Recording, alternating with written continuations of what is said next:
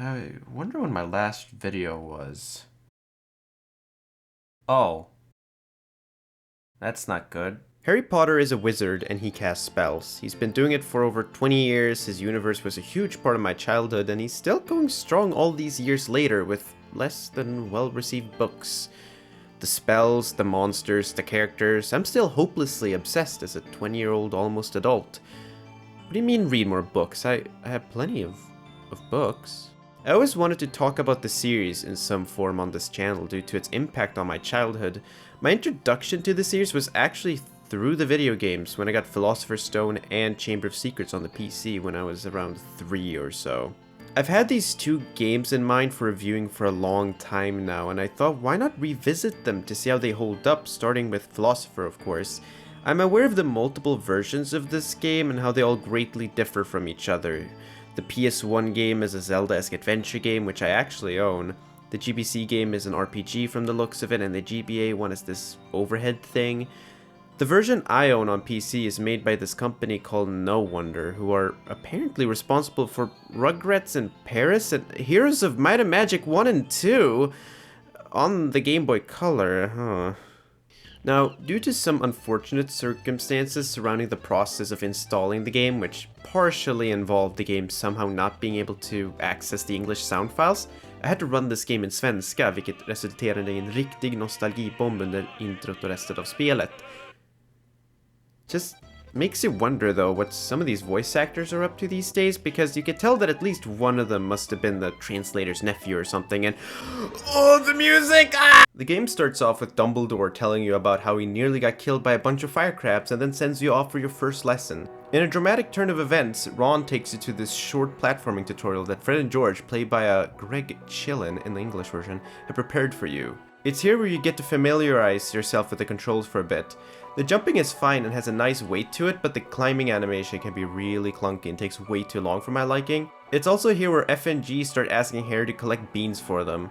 They aren't very keen on disclosing what they mean by using them for experiments, which doesn't really sit well with me. Knowing the first book though, it probably has something to do with the exploding toilets. Crustiness aside, due to forcing the game to run in software render mode, the game actually looks very good for 2001. Textures look detailed, models look decent enough except for the faces, which, oh god.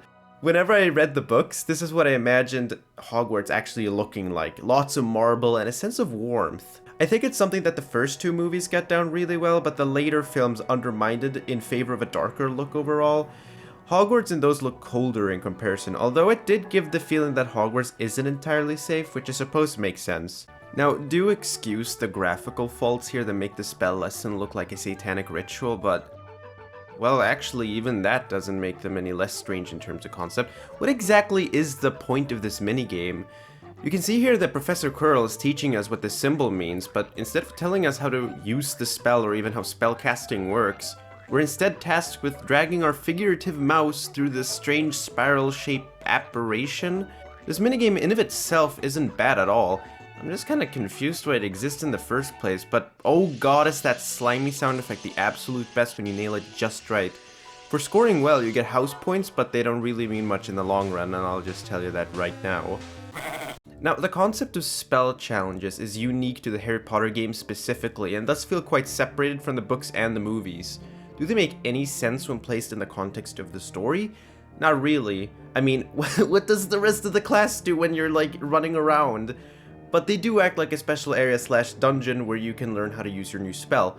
I feel like it's halfway through the Flipendo Spell Challenge though, where you'll realize that this game is less like a puzzle adventure game in the form of a castrated Zelda game and more so a platformer. The main issue is that most platform challenges just involve slow moving platforms that go back and forth, so there isn't much creativity.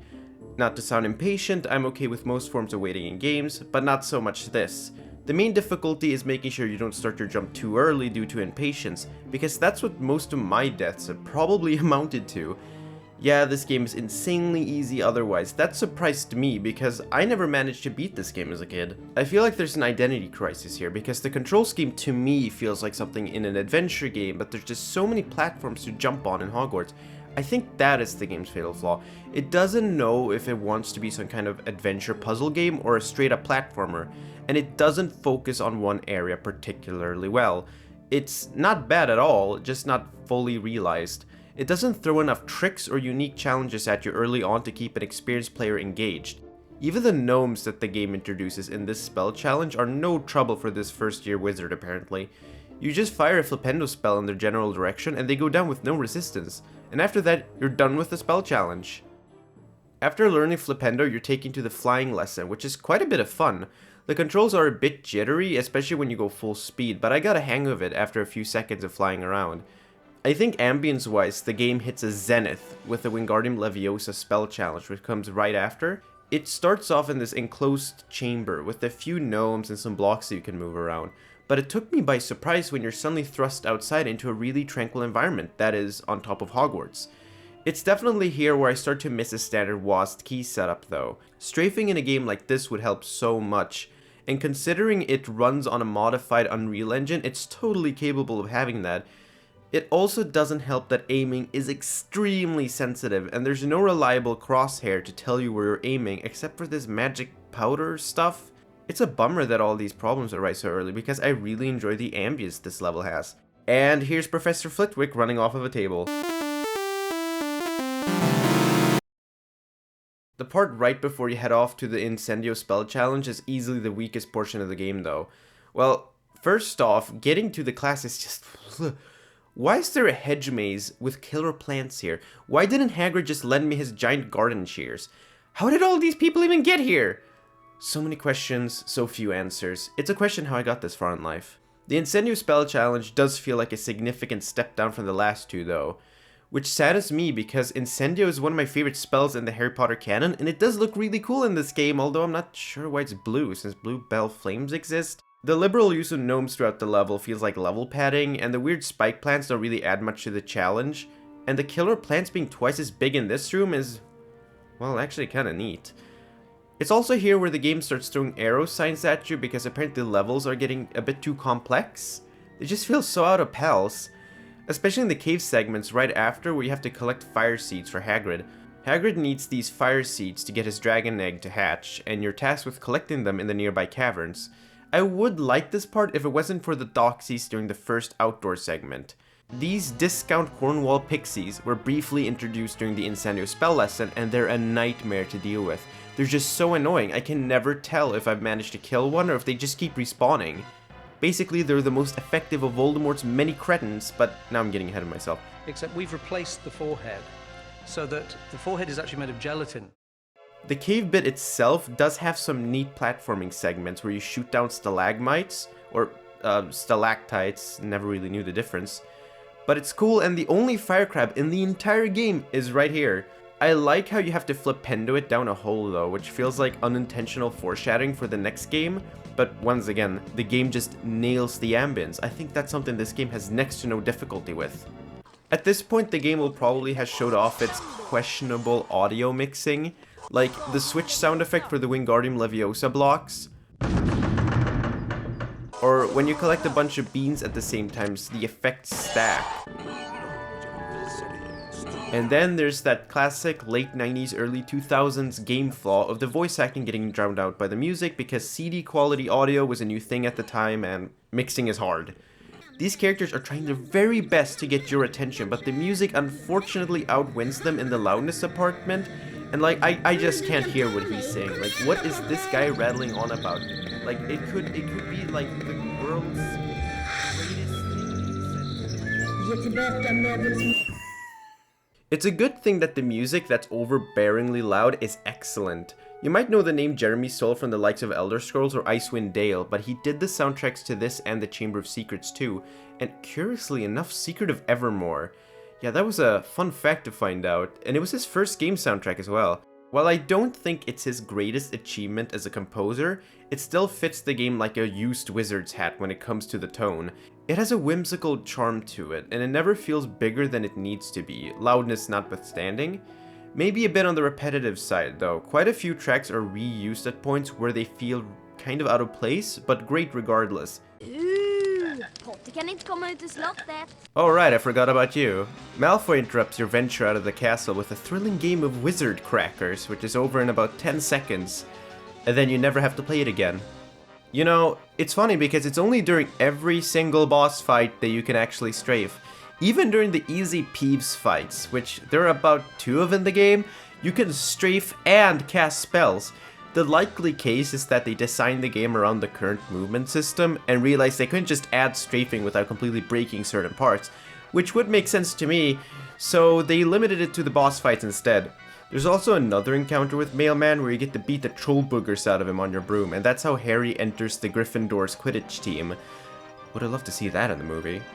Before the final spell challenge in the game, you get to play your first match of Quidditch, and it's honestly a lot of fun. The game gives you a lot of free range in terms of movement, and you don't have to follow the rings if you'd rather head straight towards the snitch.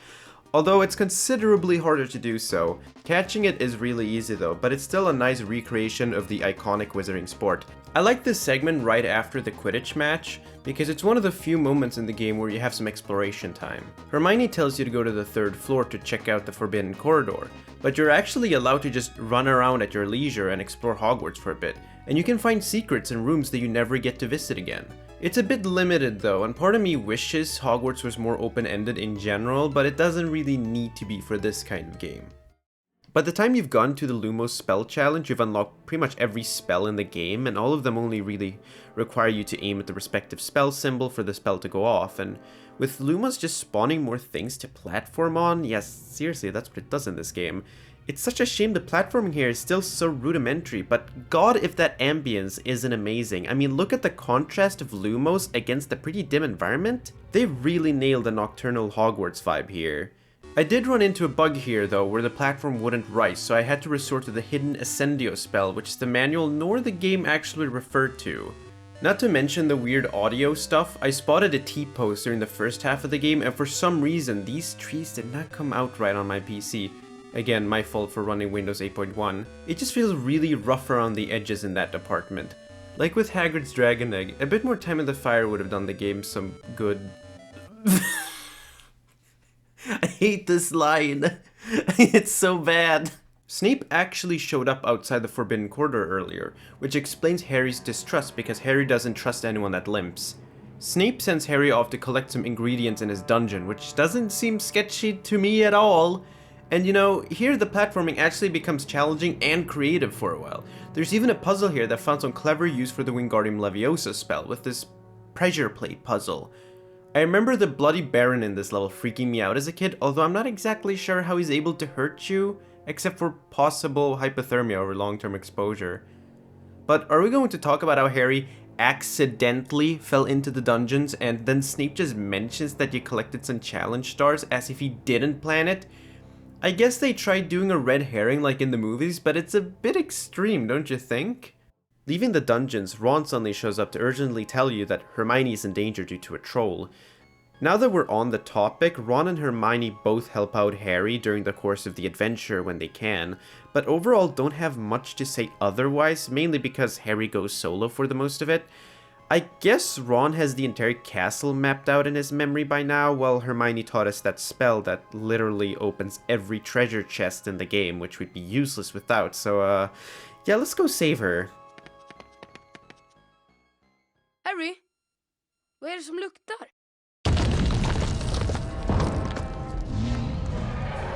Suddenly, the game throws a Sonic Adventure-esque running sequence at you, and it's great. You get a decent amount of leeway with spotting gaps early on, along with giving you a trail of beans to follow. Then there's the actual boss fight, which suffers from the whole crosshair conundrum and the fact that I have no clue what I'm aiming at, and I hope I'm doing something effective while Ron gets clobbered with toilet seats. Now, for the best part of the game, the tower. I guess astronomy tower if we're going by the book, but the game sure isn't. Wait, hang on. Why are we even bringing Norbert here? Why did the group suddenly decide to just tell Hagrid that he shouldn't have a dragon? This game cuts out so many essential details from the book to link these plot lines together that the story no longer makes any sense. I know, it's just a game adaptation, and the chance of someone playing this before having seen the movie or read the book is probably a bit uncommon, but it definitely confused me. Like, the Forbidden Forest part, not in the game. So, when you're done here, you just continue on to the final part of the game, no detention or anything. Even though you get a cutscene that fills in the part where Harry meets gelatin for some reason, It feels really rushed, which feels weird to say because gameplay-wise it's still my favorite part, mainly because it's so focused. For this segment, you're under the invisibility cloak and have to scale the tower to deliver Norbert. Throughout the entire segment, Phil's just skulking around the corridors and you have to avoid him whenever possible. The thing is, he can't see you, but he can hear all of your spells going off, so when you activate a switch, he'll come sprinting to wherever he heard you cast it. I think the developers made this part purely to scare the piss out of any kids who dared to get this far into the game. And me. I've always been awful with horror games and any game where you get chased by anything, so let's just say this segment left an imprint. As if it couldn't get any worse, Filch deploys Mrs. Norris to guard the bookshelves, which suddenly makes platforming into the scariest thing on the planet. I really enjoyed that this section goes on for what felt like a solid half hour because I had so much fun here. One of the few times where overall poor pacing actually pays off. Filch is seriously up there with like Nemesis when it comes to invincible boss characters who will do everything in their power to stop you from enjoying life. There's a scene where Peeves screws around with Filch like in the books, which is always appreciated, but then there's also a scene where Fred and George suddenly show up and you can follow them into their secret bean stash or something. Kinda weird of Harry to stalk them in the elevator though. After Norbert's been delivered, the characters go to the library, research the stone, and bam, they're off to stop Snape. And just like in the book and movie, our heroes need to pass several challenges in order to get to Snape and the stone. All of the individual rooms are a summary of all the game's challenges. For example, Fluffy and the Devil's Snare are boss fights, the key room is a game of Quidditch, and the chessboard is the Game Facts challenge. The Fluffy challenge, much like putting my own dog to sleep, isn't very fun, and the Devil's Snare is left-click flipendo hell. The key room, however, is excellent and makes use of Quidditch controls for a great little fly minigame. Then there's the chessboard. This one could have just been straight chess with Hermione and Ron assuming the role of two pieces and it would have been great, but considering kids are the major demographic here and the only chess I knew as a kid was Abba's chess, maybe simplifying it was for the better. But the way they simplified it was to make it into some weird game of trial and error, and this really isn't my thing. Like, the pieces don't move like they actually should in a game of chess, and it's just really strange. I'm curious as to why they couldn't just have made the potion room into a simple riddle though. Instead it's this stupid shell game where you have to awkwardly shoot a flipendo at the bottle you want to drink, hoping that you don't misfire. And I mean, yeah, it doesn't have to be this complicated, but something that can make a kid feel smart for like 5 minutes is good enough in my book. This part was actually cut from the film, and it would have been neat to see it represented in its original book form here. Right after this, in a shocking revelation, it turns out, oh no, Quirrell was the bad person all along. I would be intimidated if it wasn't for the fact that his Swedish voice actor sounds like my drunk neighbor at 3 a.m. Ge mig stenen! Oh yeah, I forgot about the mirror. The Mirror of Erised shows up briefly during the Astronomy Tower segment, which even includes a cutscene with Dumbledore that doesn't really impact much, but it's nice that it's included. Anyways, are we going to talk about how Quirrell just cracks his own neck pretty much? And Christ on the cross does this boss fight pull out all the stops. You have to push down these pillars so you can damage Quirrell, which isn't so hard in of itself, but then when you run out, you have to fire flipendos through the mirror, or his spells reflect off of it. I can't really tell what's going on, to be completely honest, but his constant onslaught of Avada Kedavra spells makes this way harder than any other part of the game. Eventually he takes a page out of Gruntilda's spellbook and fires off a homing death spell that almost always gets me, and unfortunately you have no golden feathers to save you here. Eventually, with some luck and spamming a few too many flipendos out of confusion, Quirrell kills himself. No, Harry, watch out!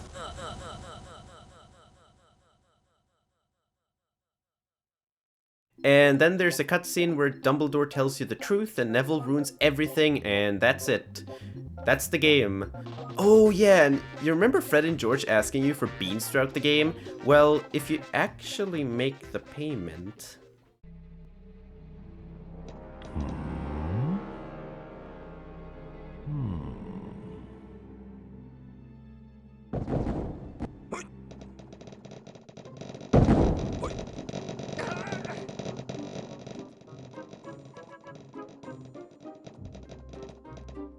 Yeehaw!